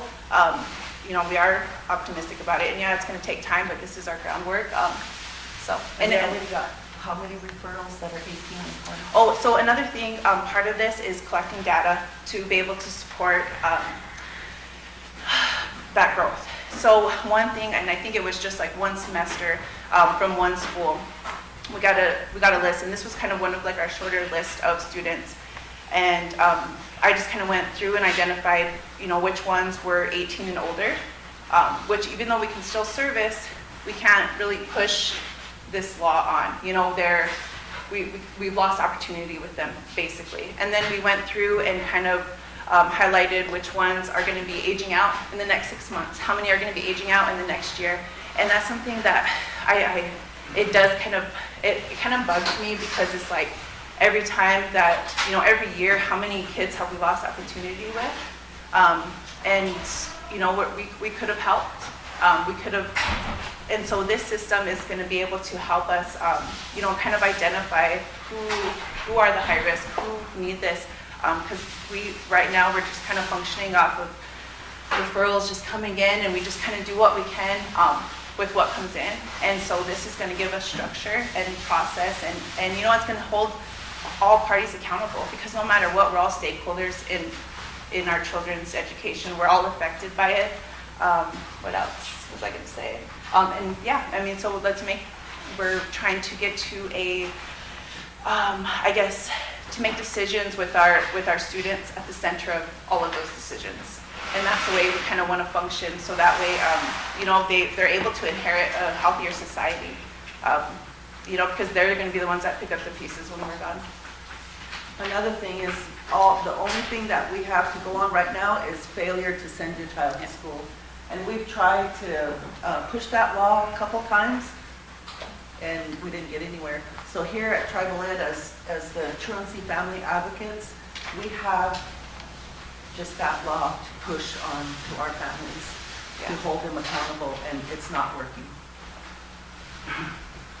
We've made the effort to, yep. I'm sorry, I'm going to work with the officers. So with off reservation schools, we won't be able to hold them to the court's standard, but we have off reservation schools that still send us referrals. So we've adopted this as our policy at Tribal Ed. This is how we're going to handle our referrals, and these are the steps that schools need to take before they send us a referral. And then as long as the school is off reservation, but the student is living on reservation or reservation housing, then we can move forward. But we're still open to providing services to those that live off reservation. And really I don't want to single out any schools, but we do have schools that really rely on this department to kind of be that bridge between the families and the school, because like I said, there's a lot of families that have mistrust. They don't want to communicate with them, and I don't want to single out Sherry, but she's been here and has helped build these relationships with these schools already. So that really helps us, and they utilize us. So they know that, you know, in order to utilize us, that they have to follow our laws for our students. Russell? This is, I have a question. Go ahead. My question's kind of three parts, and I just wanted to know, every month I look at the education department's, program report, and I always notice that, Gregory, Bonesville, and Burke schools are never listed on there. And I just want to know why, is that because of jurisdictional issues? No. No, there's times that we go. Personally, I do have a relative that hasn't been in school, and I went to the school and they said, well, they didn't really want to deal with it because he's native, but then they don't have anybody from any services from the tribe coming out either, and I just didn't think it was in my place to try to reach out as the parents' place, but I just thought, you know, the kids out here being on a border town and a border town with a reservation, they have a hard time going to school. When I went to school here in the elementary, I was, you know, one of two Native students here, and I remember the teacher having us stand in the front of the class on Thanksgiving, and you know, and I noticed our kids out here aren't really being addressed or getting any support on maybe you don't want to go to school because of bullying or you know, and I don't know if you address why those schools aren't addressed in the report, or and if not, then what efforts have you made to have outreach this way? Right now, we're making an effort to meet with the schools out there to do a training on this code and our process, but they can always still make referrals, and we don't get much referrals from that area, but just what you're saying is you have a student you just ran across, you know, by all means, make that referral to us and that, or have somebody give us that information, and then we will make contact and find out what's going on. I'll just give you a scenario here. There's not much opportunities for our kids. Contact office if they are requesting those services. Like, do parents have to contact the education office if they're having truancy problems here in Gregory and would like education's assistance? Yes. Or do you guys go out and do the outreach for the outlying schools? We do both, and we ask the schools to give us referrals of their truancy, because we want them to work that out first before they send it to us, because many times, you know, that's the first part of this, is that we want the schools to be to do their part first. But if they need our assistance, and it may take, you know, it could be a lot of different scenarios that we deal with. So, like right now, you know, I would just say go ahead and have them give us a call. You know, if that was a parent who contacted you. This is the type of scenario that brought us to kind of revising the code in general, is because there are those kids that we just don't know about, which is why we wanted to put this law into place, so that the school has to follow strict timelines as far as, like, this student has missed 3 days, we need to do our part, and if we can't, then we send it to tribal ed right away, so that we have that level of identification. But I mean, I would like to apologize to you. We probably haven't done as much work in our outerlying schools towards the east as we should, and that's on us. Yeah. Well, that's only because of the certain circumstances. Well, and reality is there's two advocates. We get to pull Tiara in from Rapid City. So as far as, you know, and this is kind of why we were excited to pull our PowerPoint and to, you know, we compiled all this information for you guys to give you guys, you know, the bigger picture of how many children we're responsible for servicing, and there's 2 of us. And when I mean, the 2020 census, I think it's like 44% of our population is under the age of 19. So that's almost half of us. And then yet, you know, we have such a small team to help with these things. We have, you know, we really lack support. And so by, you know, getting all this information, by collecting all this data, that's kind of our way of coming in and trying to present to you guys is like, you know, hey, you know, when you make decisions, you know, please keep us in mind, keep our children in mind, so that way, you know, we can build these teams and build systems that are going to be able to help them. So that way we're not continuously dealing with the same problems. You know, we're able to, even though it's going to be, you know, a drop in the bucket, still we're able to start somewhere. And then this is what is gonna give us that, is the structure. And it's gonna give us the muscle to be able to go into our schools and say, hey, this is our law, and what have you done to make sure that, you know, you're doing right by this family. And that's a whole nother part of this is, and we're just going into the whole PowerPoint with that, but is the advocacy work that we're doing. We're also, you know, a big part is educating our families on their rights. And what? First and foremost. Yeah. The rights of the friendly. And I was gonna say something else about that, but yeah, I mean, it's because no matter what, you know, it's not us against them. We're the bridge between the school and our families. So to help them and empower them. Russell? Yeah, I have a question. You know, when this COVID hit, I thought that millions of dollars on CARES. But at that time, we were hearing that there were high school students kind of living house to house. And I'm assuming that you guys did the tracking because your department got mentioned at that time. And so what the tribal council did was they allocated a certain dollar amount to Tiamani OT to develop a place where these young people can go and still continue their education. That was the intent a couple years ago. Where's that at? Do you guys, you know, we heard of 9 students they identified over at St. Francis, and we didn't even hear the count over in Todd County, but is that, I'm assuming they're working with you, and I'm assuming that that place is full. Okay, so at the time when that proposal was being brought, at that time, they contacted our department and asked how we can get numbers. And the only way that we could do was we reached out to all the schools, all the counselors, and we told them about this program that's being developed, that's out there, the homeless shelter for our teens. And because they're the ones that are in the position to understand or to identify, know the kids who are couch surfing or who are actually living in, you know, multiple families under one roof. So that was the thing that was asked of us, is to get this information out. And so we did multiple meetings with the schools, with Zoom meetings, and we gave them that information. And at the time, the first administration or the staff that were out there, you know, we included them into our meetings that we held with the counselors, with Todd County School District, with St. Francis, and connected them. Because it wasn't like they were going to call us and say, here's this kid, but if they did, we would sure relay it on.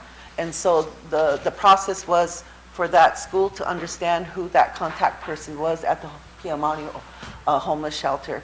And so that's where that was, but we would be the bridge if they needed us. And so I believe that I was very disheartened. I thought that was an awesome opportunity for our kids, and that's what we needed. But I really don't know what happened, politics, personalities, and so I was really disheartened at how it ended up, because that place can be full. The other thing is, I believe that a lot of our kids and families, you know, they're afraid. They don't want to say, hey, you know, I'm homeless right now, or they're afraid they're going to lose money, and that's not the intent of the monthly income that they get for their kids. To me, I did help a student just get in there 2 weeks ago, and to me, I look at it as a dorm, because you know, I told him, think of it as a dorm, not a homeless shelter. Right. And just to piggyback on that real quick, and we've been out there doing presentations and trying to kind of build that relationship as well. I know there was like some staff changes, so we're gonna have to go do it again, but that's gonna be another component to our truancy board. If that need is identified, then that program will be pulled in as well. Dwight, you had a thought? Yeah, I was gonna ask, do you guys also offer alternative schooling, like boarding schools or job corps, and help them with getting into those places? We do. We work with the BIA boarding schools, and during the pandemic, they were closed. But for some of the kids who enrolled with their kids, they provided the technology for them to stay at home, and they did the schooling through virtual learning. And when they did open it up, they flew the kids back to in-person school. That was the BIA boarding schools. There's one out. There's one in Oklahoma. There's Riverside Indian School out in Oklahoma. There's Sherman Indian School at Riverside, California. Flanger Indian School here in South Dakota, and Crow Creek. So we don't have those are our BIE boarding schools. The other one is Job Corps. Job Corps was shut down. They're still shut down, but they are taking applications, and they are now, as of today, especially out in Nemo, those students are at home doing online work with Job Corps, and they're working on their own mitigations of getting the kids back into Job Corps. And the other thing is South Dakota has a virtual online, and they did have a close-off last year, but it's our responsibility to find these things for our families. And so we had a family of 8 children who refused to send their kids to school this whole school year because of the pandemic. And so they weren't able to provide any type of curriculum or academics for their children for being homeschooled. So what we did was they agreed that they would do the online virtual school. And so with South Dakota, they have to be we have to enroll them in a public school, like Todd County. We're enrolling in Todd County. Todd County will provide the device, the laptops, and then the South Dakota virtual will be doing the online schooling with the family. Yeah. So there's not much. Yeah, but there's so many different areas that we're trying to really, reconstruct as far as, just try to think beyond ourselves. And even when it comes to like the mental health part of it, to like explore what else we can bring in, because we know that, going back to like the mistrust and all this and that, a lot of families maybe don't feel comfortable going to IHS or, even just navigating through trying to get counseling services. There's very little consistency. And I just know that on, a personal experience with working with my own child is there was little consistency, and really like she didn't want to deal with it anymore because she would get somebody new every single time. And then she ended up getting somebody who didn't even respond to her. And so things like that really discourage our children to reach out. And when we barely get them in that mindset of like, let's have counseling, let's do this and that. And so, we're exploring those options. All the different, I guess, dimensions that we're trying to reorganize, that's just another part of it. And we have put that into the code, the language in the code itself, at both the schools level and the truancy board level, that if the school has the opportunity to provide these other avenues of education, that they do that before sending a referral. And if they don't have that capability, then that's something that we would pick up at Tribal Ed. Right. So one other thing is, there's just the 3 of us right now, and the question is, how can you guys handle 4,000 kids on a reservation? What Melissa was saying is that our director, Cindy Young, she, I don't know what kind of money it was that she got, but it was not a grant or anything, but just money that she put in a proposal to hire 3 or 4 advocates. So we're banking on that. Right now we're hoping once this gets going, or even get them started, that they will help us get out there and make contact, because right now we could go out 10 times to a house and not ever get our foot in the door. Yeah, like And there's that's some our people that current avoid process. us. Yeah, that's our current process. They know the 3 of us, so we'll just come up to the house to knock to do a check-in on why they're not in school, and they will ignore us entirely. And it's just over and over and over. And when you receive... Even with your mask on, they still identify. Oh, look how tall we are. It's pretty hard not to... Use this. It's my... Sherry, I'll reach out to you. The audio on this is really choppy, so I couldn't get your response. But I'll reach out to you. But I just want with the education department to please remember our kids out here out east. They need encouragement. They need cultural encouragement and enhancement, so that they know they're not alone out here.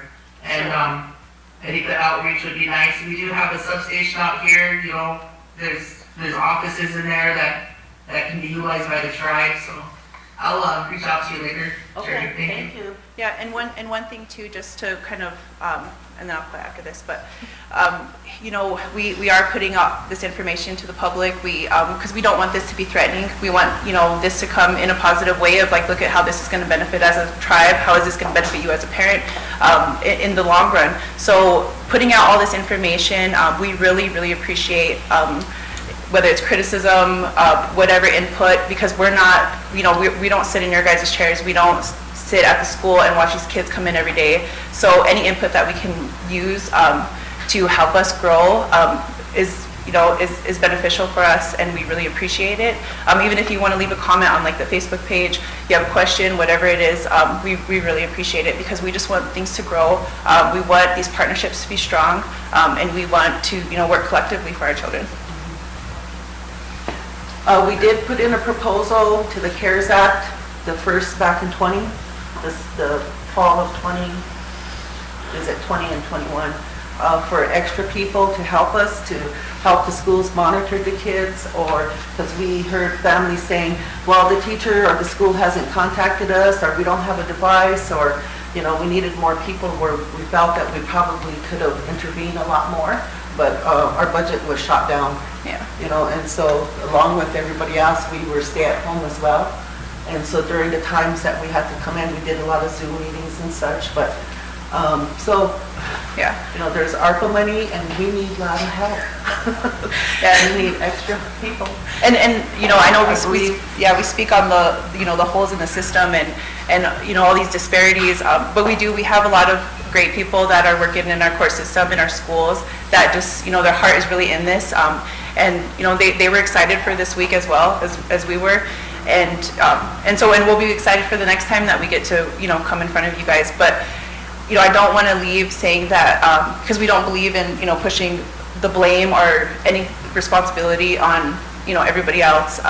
We know our part, we know where we fall short, and, you know, we're working on changing that. And so I do want to give, you know, kudos to those that we do partner with that are doing a really good job, and they need support as well, and they need, you know, more staff to better help our children. So our partners are like our tribal programs, our other programs that are not tribal programs, say like Southern Plains Mental Health, or, you know, the police department. We did get them on, and we presented this to them. Yeah, because it's going to involve them as well. And so once it passes, the captain said we're on, and we'll be able to provide them a presentation in the process of this code, the educating of this process to the police officers as well. So, and this is historic. I mean, there's really no other law like this in the Great Plains area, and so this is, you know, Rosebud's at the forefront with this, and so I just want to leave that. And we've been putting the work in for 3 years, so our schools are excited, we're excited, and we just thank you for your time, and excited to speak to you guys next time. Thank you. Yes. Thank you. We have a wonderful department. We work hard, girls. Ladies. Oh, yeah. So wrap it up. So keep it down. Kick us out, please, right away.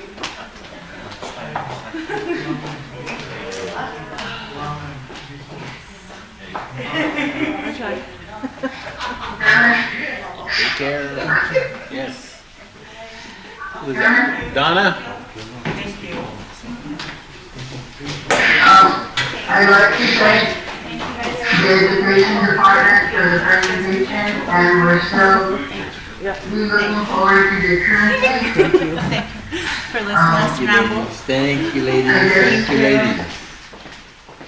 I just want to thank them. Okay. Thank you, Donna. Council, our lunch is here. Getting cold. We better take a quick lunch break, and then at 1 o'clock we have Nick Tilson on our agenda, and we also need to deal with Ray's committee met last night, and Mr. Ledoux is here, so let's take our lunch break, come back, and get back into business. Fremont, would you say meal grace for us, please?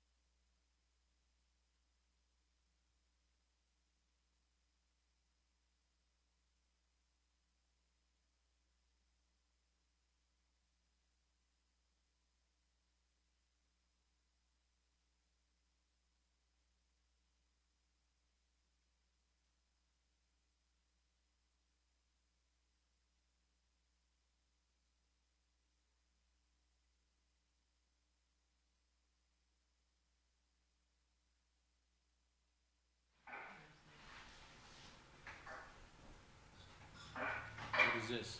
That's Nick. That's Nick. Nick Tilson. And then who's on the bottom? There's that Steve. Steve Yeah. Ray. Yeah. 1, 2, 3, 4, 5, 6, 7, 8. Yeah, 8. What's Nick talking about? What's he? I had a handout, but It's right here. This is Eric what took it's it. Oh, I did it. This is the one. About the land and we came here to land of natural. Present it to. Yeah, I suppose but we can hear him without a quorum, right? We just can't take any action, but I guess we could hear him out. Being his own.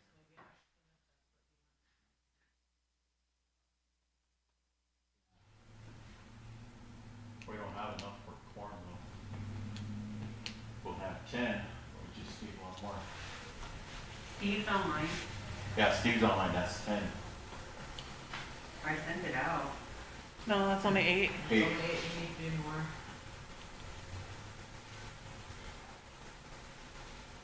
George's excused, Neil just went to her doctor's appointment. Keneal's excused, Stanley's excused, Donna's excused.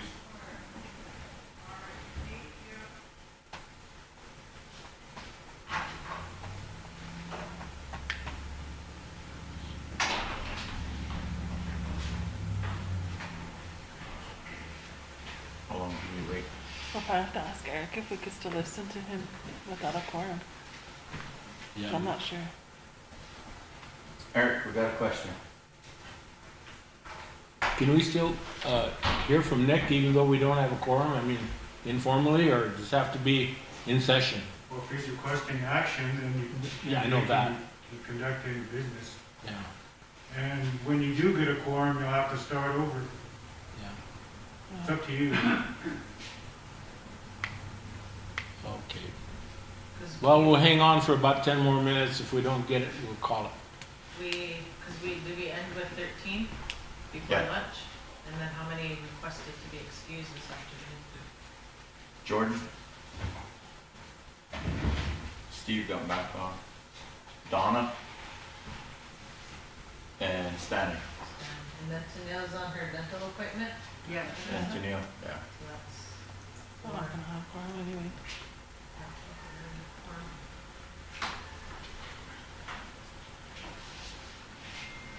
Yeah, Jordan got excused.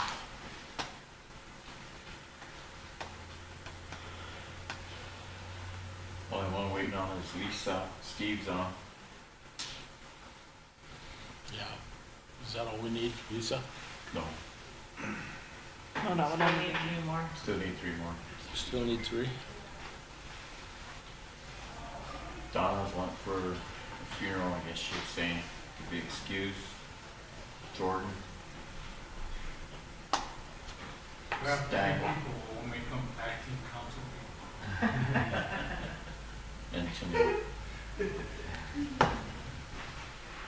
Bring Ken up. He's ready. You need to roll. Ken will be over.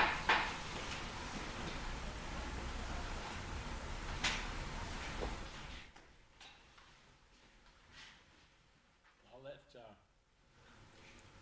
Nicole chair the meeting. I'll come down there and be a.